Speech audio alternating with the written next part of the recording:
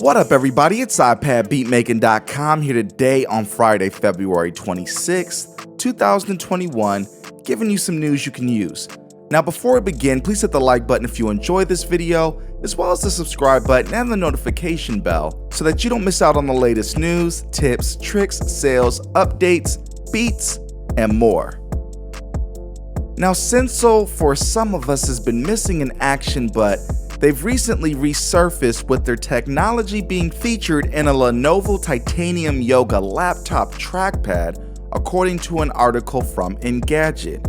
Quote, at CES 2021, the company showed off a touchpad that might appear in other companies' laptops.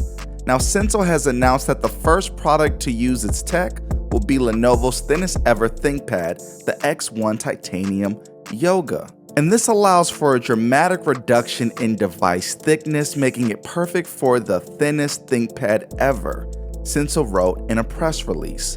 End quote.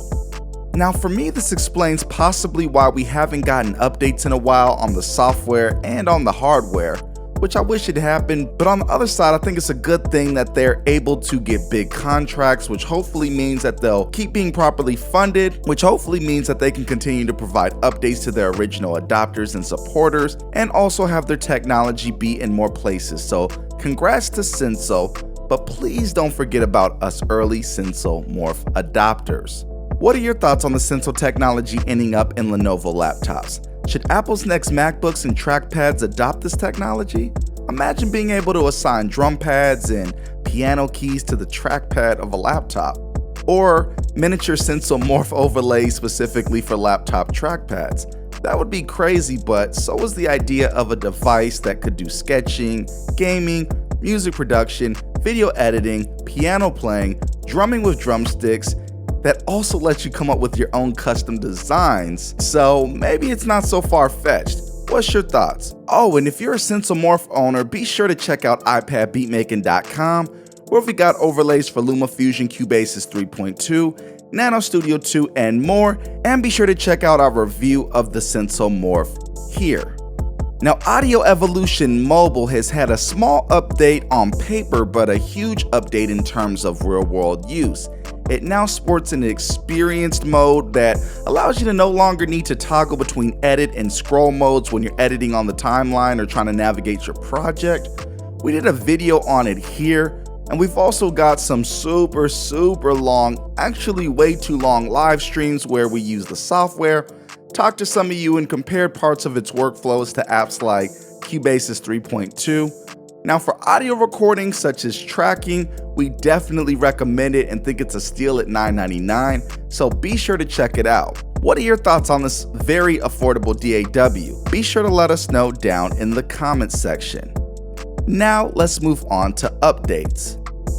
First off, we've got DAW Cassette, which added user presets functionality and updated development framework. Haze 2 also has a preset system that now supports user presets, and they also updated the development framework as well as other minor fixes. Clever was added a mix lock when used on a SYN bus and also supports user presets and more. CorePressor's also been updated with internal user presets and development framework updates, so that seems to be the trend across all of the Clev Grand apps. Mic Swap Video Pro Audio Editor has a new icon color, and now you can select from albums. Modly has added user presets within the plugin, Mixlock for buses, and updated development framework.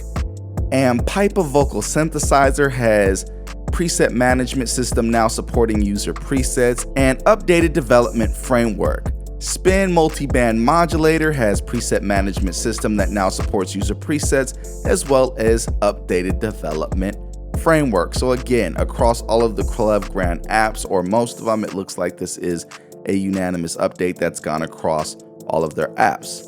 Quantaloop Pro Live Looper has stability improvements, iOS 14 compatibility improvements, and Audio Bus LinKit SDK updates.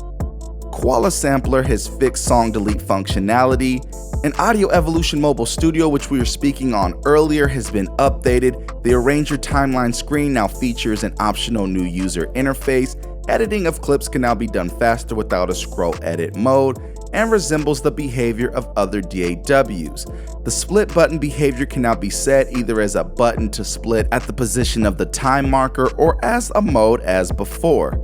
Grid lines were not drawn over MIDI clips, that's been solved, and solved the problem with imported multi-channel audio files using the Files app. And they also just released a hotfix with 4.0.1 where it solved an issue of the cut copy buttons not working on selected clips in the new user interface mode, and pressing undo after switching user interface modes often resulted in a crash. That's also been fixed. Selecting paste in the track pop-up menu would paste to the currently selected track instead of the track where the pop-up menu was initiated. That's also been solved. So, very great developer. There were a couple issues that the developer was made aware of on the day of this update's release, and the developer didn't update the exact same day, submitted it to Apple. So that's very great news that they act so quickly when there is a problem. And Song and Music Generator has a new genre, jazz, and new instruments, jazz kit and upright bass, as well as a bug fix to an issue where chords sometimes weren't correctly mapped.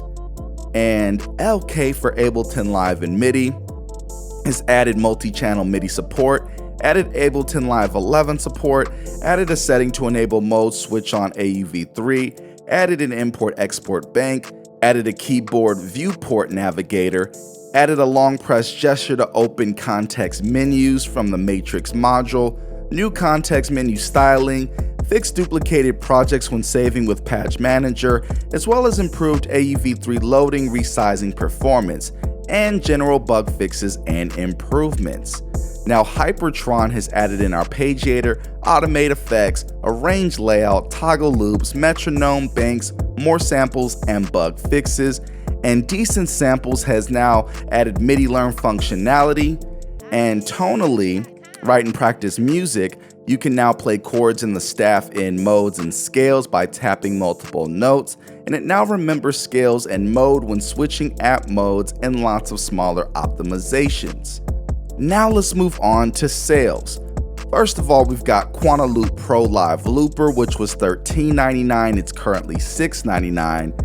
Chameleon AUV3 Sampler plugin was $7.99, it's now down to $5.99. Kali Reverb Modern High Gain was $19.99, and it's now down to $9.99. And Flanger AUV3 plugin was $4.99, it's now down to $3.99. And with that said, we're about to get out of here. We hope you enjoyed this video, and if you did, please be sure to hit the like button, as well as the subscribe button and the notification bell so that you don't miss out on the latest news, tips, tricks, sales, beats, reviews, updates, and more. And be sure to check out some of the best kits available for iOS at iPadbeatmaking.com. It's iPadbeatmaking.com. Peace.